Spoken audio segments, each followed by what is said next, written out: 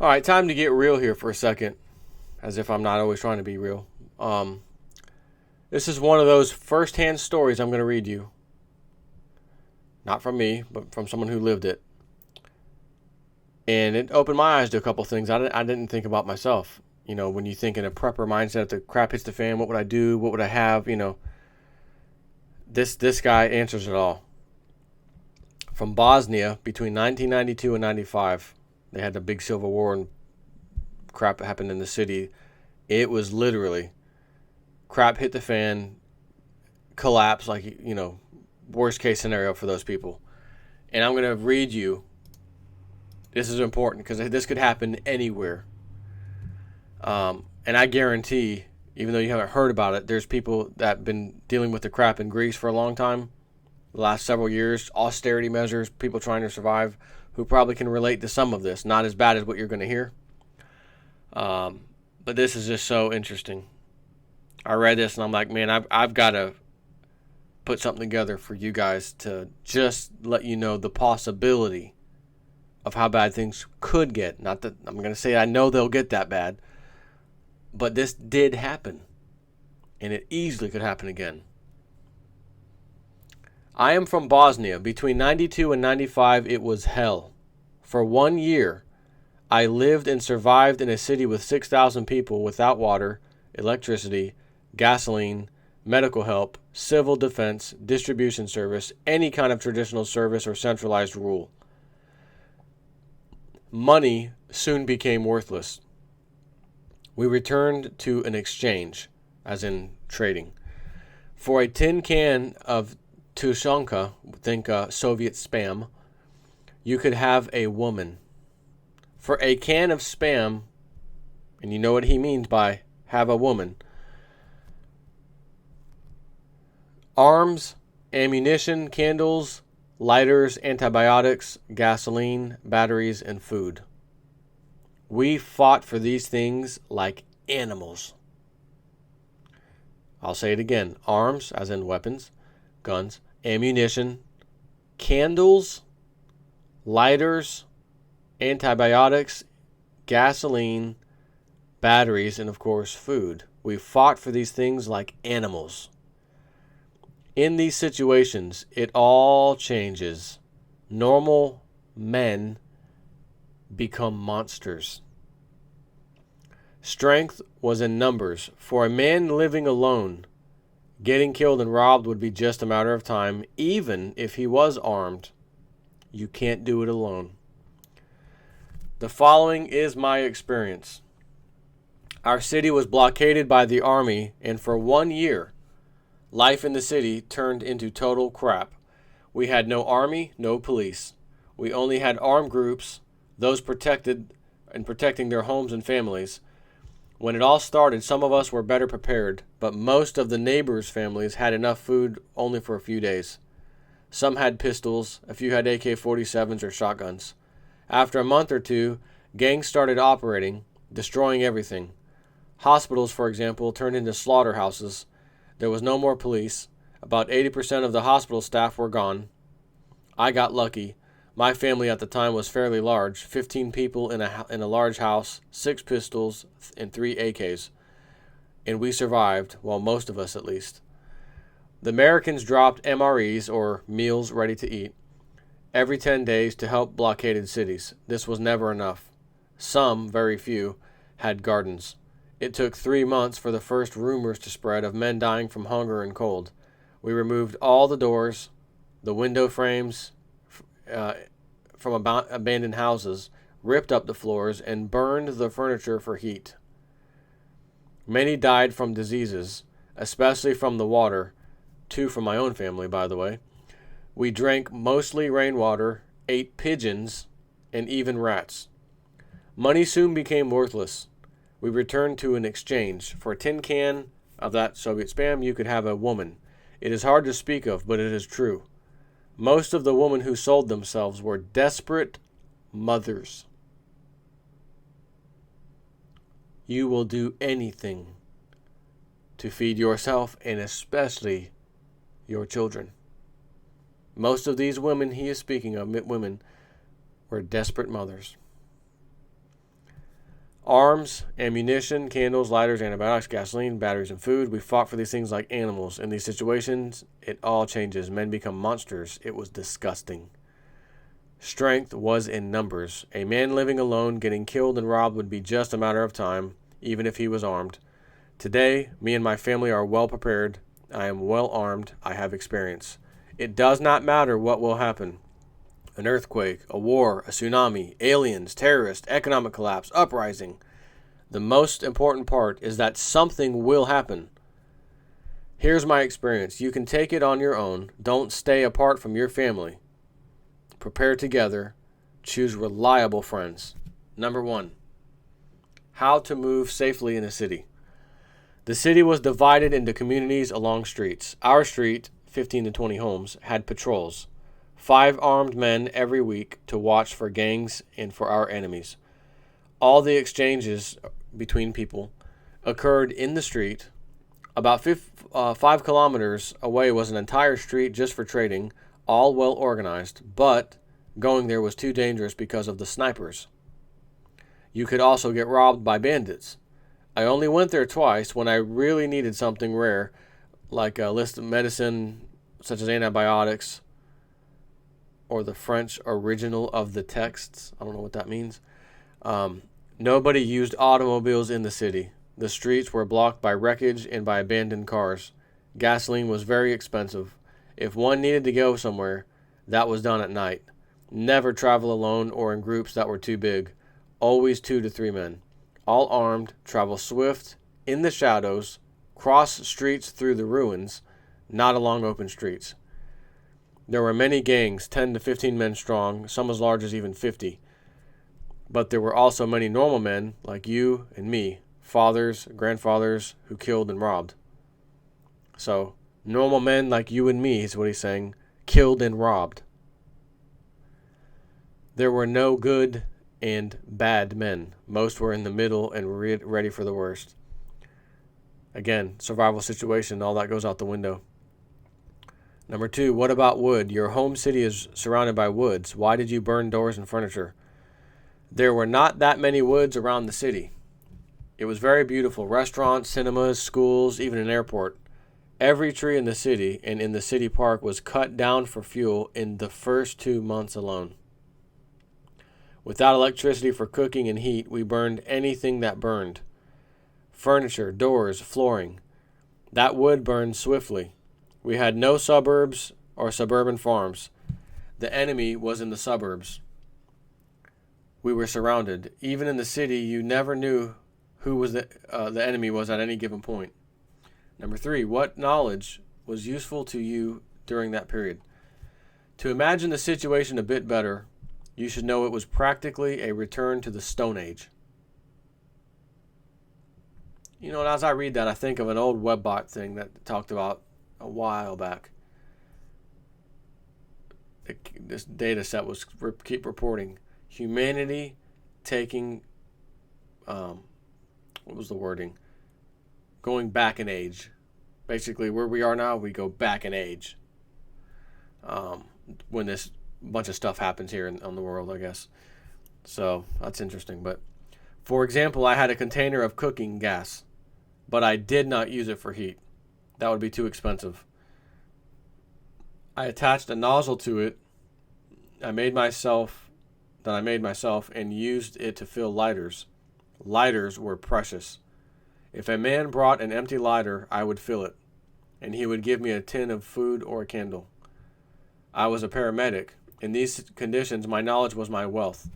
Be curious and skilled. In these conditions, the ability to fix things is more valuable than gold. Items and supplies will inevitably run out, but your skills will keep you fed. I wish to say this: learn to fix things, shoes or people, i.e. medical. My neighbor, for example, knew how to make kerosene for lamps. He never went hungry. Number 4, if you had 3 months to prepare now, what would you do? 3 months? Run away from the country? Joking. Today I know everything can collapse really fast. I have a stockpile of food, hygiene items, batteries, enough to last me for 6 months. I live in a very secure flat and own a home with a shelter in a village 5 kilometers away. Another 6-month supply there also. That's a small village. Most people there are well prepared. The war had taught them. I have 4 weapons and 2,000 rounds for each. I have a garden and have learned gardening. Also, I have a good instinct. You know, when everyone around you keeps telling you, it'll be fine. But I know it will all collapse. Boy, does that ring a bell for me. I have strength to do what I need to protect my family. Because when it all collapses, you must be ready to do bad things to keep your children alive and protect your family. Surviving on your own is practically impossible. That is what I think. Even if you're armed and ready, if you're alone, you'll die. I have seen that happen many times. Families and groups well prepared with skills and knowledge in various fields, that is much better. Number 5, what should you stockpile? That depends if you plan to live by theft. Hold on. That depends. If you plan to live by theft, all you need is a weapon or weapons and ammo. Lots of ammo. If not, more food, more hygiene items, batteries, accumulators, little trading items like knives, lighters, flints, soap. Also, alcohol of a type that keeps well. The cheapest whiskey is a good trading item. Many people died from insufficient hygiene. You'll need simple items in great amounts. For example, garbage bags, lots of them, and toilet papers. Non-reusable dishes and cups, you'll need lots of them. I know that because we didn't have any at all. As for me, a supply of hygiene items is perhaps more important than food. You can shoot a pigeon. You can find a plant to eat. You can't find or shoot any disinfectant. Disinfectant, detergents, bleach, soaps, gloves, masks. First aid skills, washing wounds and burns. Perhaps you will find a doctor and will not be able to pay him. Learn to use antibiotics. It's good to have a stockpile of them. You should choose the simplest weapons. I carry a Glock 45. I like it, but it's a rare gun here. So I have 2 TT pistols too. Everyone has them and ammo is common. I don't like Kalashnikovs, but again, same story. Everyone has them, so do I. You must own small, unnoticeable items. For example, a generator is good, but 1,000 Bic lighters are better. And this is the interesting part. And it makes sense. A generator will attract attention if there's any trouble. But 1,000 lighters are compact, cheap, and can always be traded as well as hidden. Not going to attract any attention. But if you hear a generator running after 2 months of hell, you know someone's got some stuff over there. Right? That's why you'd want to just blend in with the rest of people around you. Best as you could. You must own small, unnoticeable items. 1,000 big ladders are great. They can always be traded. We usually collected rainwater into 4 large barrels and then boiled it. There was a small river, but the water in it became very dirty very fast. It's also important to have containers for water, barrels, and buckets. Number 6, were gold and silver useful? Yes. I personally traded all the gold in the house for ammunition. Sometimes we got our hands on money, dollars, Deutschmarks. We bought some things for them, but this was rare and prices were astronomical. For example, a can of beans cost $30 to $40. The local money quickly became worthless. Everything we needed we traded for through barter. Number 7, was salt expensive? Yes, but coffee and cigarettes were even more expensive. I had lots of alcohol and traded it without problems. Alcohol consumption grew over 10 times, 1,000%, as compared to peacetime. Perhaps today, it's more useful to keep a stock of cigarettes, lighters, and batteries. They take up less space. At this time, I was not a survivalist. We had no time to prepare. Several days before the crap hit the fan, the politicians kept repeating over the TV that everything was going according to plan. There's no reason to be concerned. When the sky fell on our heads, we took what we could. Number 8, Was it difficult to purchase firearms? What did you trade for firearms and ammunition? After the war, we had guns in every house. The police confiscated lots of guns at the beginning of the war, but most of them we hid. Now I have one legal gun that I have a license for. Under the law, that's called a temporary collection. If there is unrest, the government will seize all the registered guns. Never forget that, he says. You know, there are many people who have one legal gun, but also illegal guns if that one gets seized. That way they've got a backup supply. That's what he says. If you have good trade goods, you might be able to get a gun in a tough situation. But remember, the most difficult time is the first few days, and perhaps you won't have enough time to find a weapon to protect your family.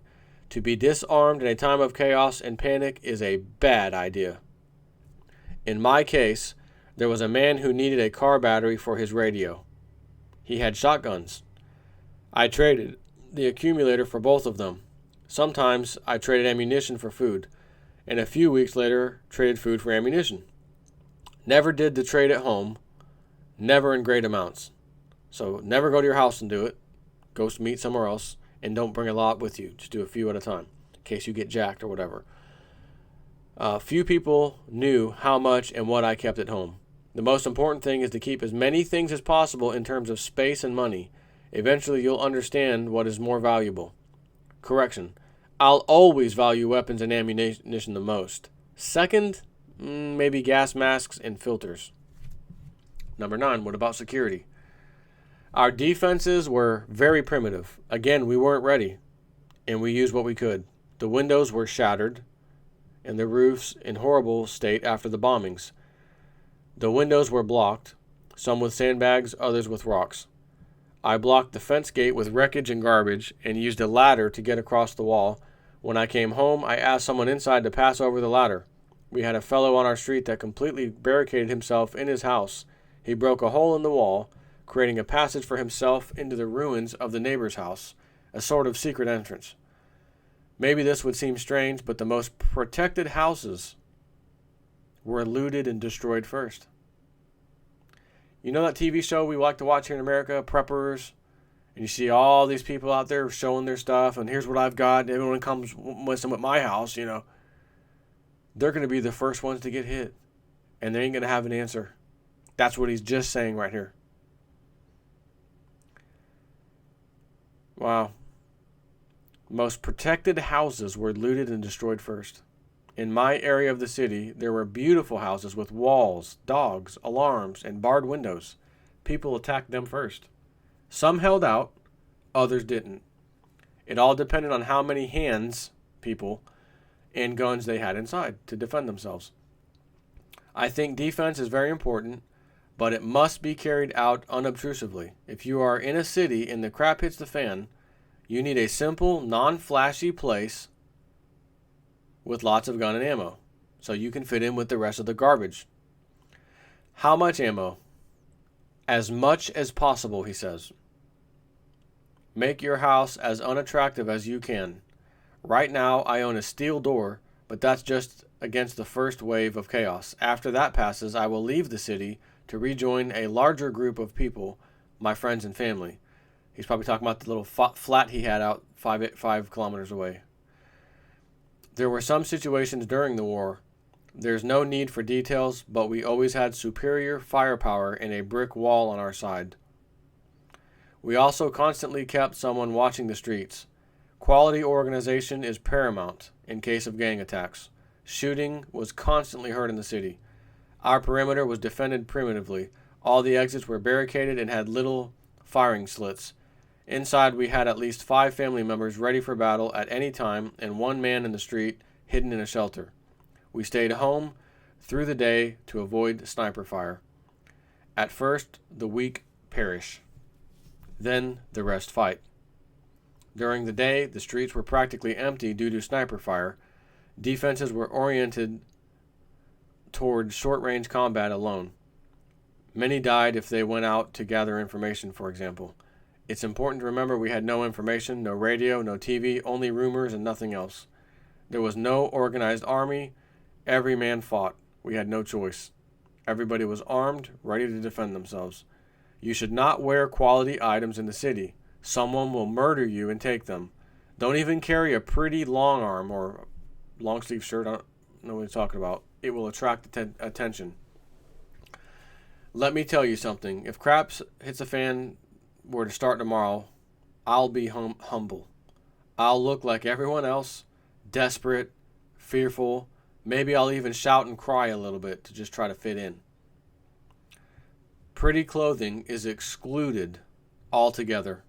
I will not go out in my new tactical outfit to shout, "I have come, you're doomed, hey bad guys." No.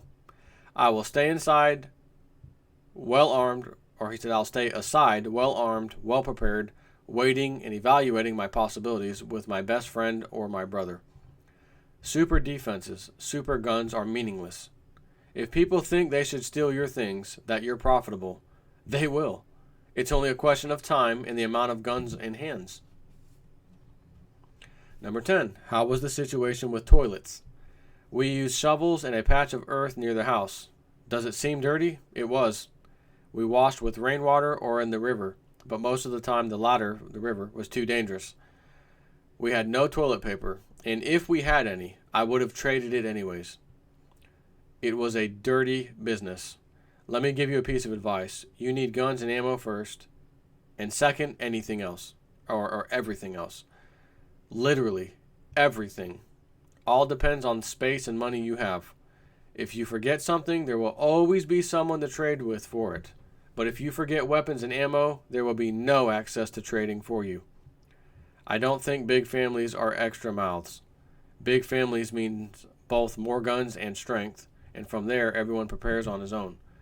Number 11. How did people treat the sick and injured? Most injuries were from gunfire. Without a specialist and without equipment, if an injured man found a doctor somewhere, he had about a 30% chance to survive. It ain't in the movies. People died. Many died from infections of superficial wounds. I had antibiotics for 3 to 4 uses for the family, of course. People died foolishly quite often. Simple diarrhea will kill you in a few days without medicine, with limited amounts of water. There are many skin diseases and food poisonings. Nothing to it. Many use local plants and pure alcohol, enough for the short term, but useless in the long term. Hygiene is very important, as well as having as much medicine as possible, especially antibiotics. And that was the end of that question and answer session. This is something that happened. Yeah, it was 92 through 95, whatever. But it shows you, like a hurricane, tsunami, right? Like he said, anything can happen. And I think about that and I say, if something happened right now, what would I do? I've got my food storage, right? I got weapons, ammunition, all at my house. I've got solar panels and stuff. They're not actually up. They're in my garage. But I've got some basic thing, my food storage and stuff, but I don't have 1,000 Bic lighters. I don't have a bunch of alcohol for trading. And if your alcohol consumption goes up tenfold, that's massive. And it's not surprising either, because where do people go when they feel destroyed? They pick up the bottle, they pick up drugs, it makes them feel better. Gets you out of reality. So for those people, it'd be nice to have something to trade with them. Packages of cigarettes, whiskey, as I said, cheap whiskey. You don't even have to have the good stuff, because any whiskey, something to get somebody drunk, is good enough, is what the point he was making. So it's just something, this isn't guessing as wonder what would it be like. This is what happened to this person. In this story, there's another guy I read a while back from Argentina who lived through the 2000-2001 collapse. It wasn't pretty. Fair Foul Blogspot. ferfal.blogspot.com. I found his blog a long time ago when he first started posting about living through the collapse in Argentina. And strikingly, it was quite similar. I swear to you, it was quite similar to what I just read you. This is in Argentina, and we're talking about Bosnia. Two completely different cultures, right? Two completely different countries for sure. And yet, I remember everything this guy Fairfall, which is that's not his name, but talked about surviving in Argentina. That's the name of it. So, life in Argentina after the 2001 crisis. And he's posted a lot about survival equipment, lights, just things. Seems like he's turned into mostly a prepper thing. He's got advertising on the sides of his blog now. I see Amazon, so he's probably making a couple bucks off of some survival Leatherman flashlights. I can see all this stuff. A little portable generator. But I don't remember where the beginning. Well, hold on. What's this? What really happened? What really happened during the Argentine economic collapse? You were way ahead of the curve in what you perceived in the coming collapse of Argentina. I just read this and you come to mind. I thought I would share the article.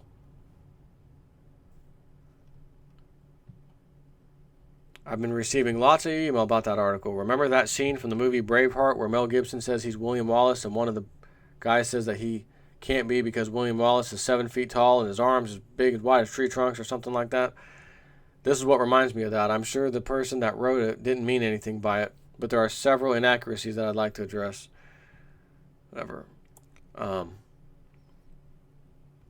Anyone doing battle with police? Okay, first about people doing battle with the police. Anyone doing battle with the police at any time before or after the fall of President Fernando de la Rua's government was either rioting or looting. The original Cacerolazo, of December 19th in Plaza de Mayo was a peaceful demonstration against a president that had lost touch with reality, but that had nothing to do with those destroying private property and looting. It is true that some innocent people died caught between the looters and the police, and that a cop got trigger happy, yet it's hard to believe that everyone that got shot right in the middle of a mass looting in a supermarket just happened to be there looking for his son, his uncle, or the neighbor's dog.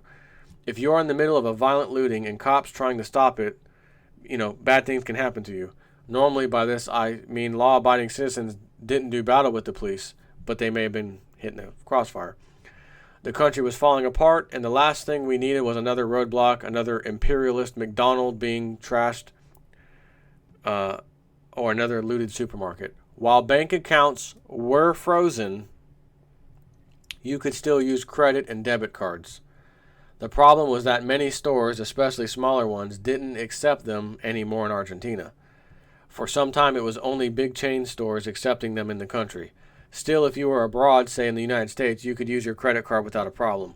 I know this well because we went to Aspen, Colorado for a week on January 2002, a couple months before I got married.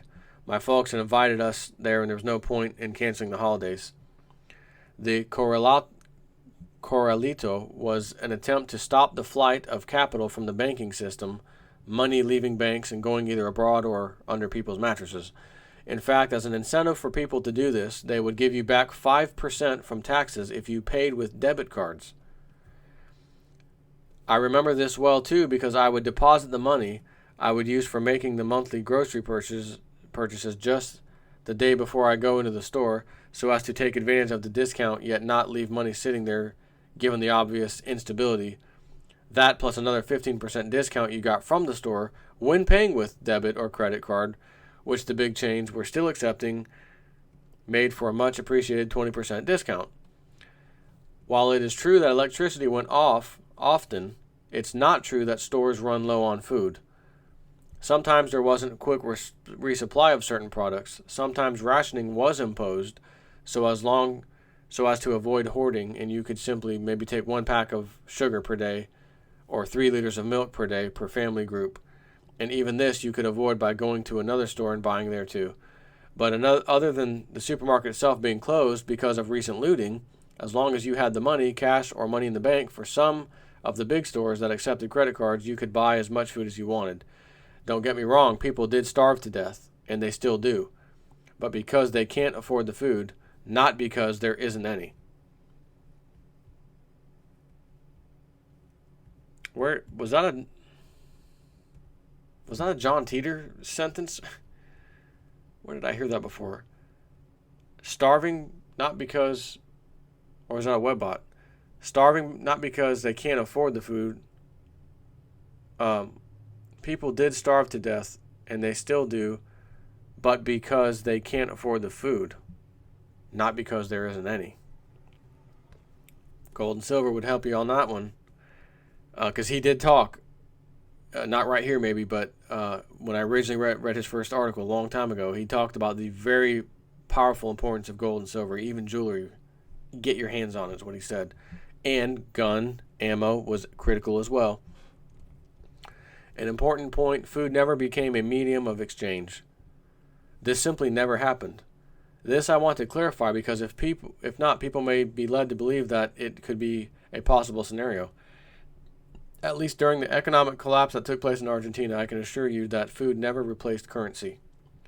The closest to that was coupons used in some of the various barter clubs, which did become popular but never did replace the local defaulted peso, even less a much sought-after shiny US dollar bill. Even gold, which became sought after for selling in some of the We Buy Gold stores that sprouted everywhere within days, even then it didn't become an alternative currency used by the people. Right. Like I have always said, we're not going to be running around with silver coins trading each other. I'm going to the grocery store with 5 silver coins today and buy, a bunch of groceries. You take the silver that is extremely skyrocketed in price, sell it for the We Buy Gold places, get the cash, then go to the grocery store with a mountain full of cash. People did accept the local currency, the peso, but they would do so at whatever exchange rate it had that day with the US dollar. So within days, the peso had devalued to 1/3 of its value. Still, in spite of that, if you had the cash and enough of it, you bought as much food, gas, or any other goods and services you wanted. About leaving the country with cash, back in those days, it wasn't nearly as hard as it is now. At least hard when doing it legally, especially if the cash you had could be fitted in your pants. It was really not a problem at all to just keep it there, walk through customs and security and board a plane that would take you abroad. The crazy restrictions and the crazy restrictions and extra control regarding ordinary people traveling, maybe with a bit too much cash, started after the re-election of Christina Kirchner in 2011, not in 2001. And as you know, Argentina is collapsing now, and she's fingers pointed at her. So this is a fairly recent, as in last year, 2013. I remember reading his blog years ago. Again, I'd spend another half hour or more if I found the original post and read it. It's he was up eating. I remember him up on the second story eating a hamburger, looking down at the massive looting and rioting and fighting right under the streets before him as he's like upstairs eating a hamburger, thinking. The biggest thing that came to his mind was how shocked he was, because you see that kind of activity and you think these bad guys, looters, come on guys, don't be like that, right? These are scumbags. And he says, and I'm sitting down there watching businessmen in their full suits and ties and attire down there doing that crap, looting and taking as much as they could. Normal people become looters, do anything to survive. That was the point. And he said that he was shocked when he saw these people in business suits joining the looters, doing the same thing they were doing in their clothes, flipping out. He prepared because he saw the writing on the wall or something. I forgot what his whole story was, but I'll stop for there. This is just one of those things, man. You need to keep this in the back of your mind and understand that things like this happen. Take care.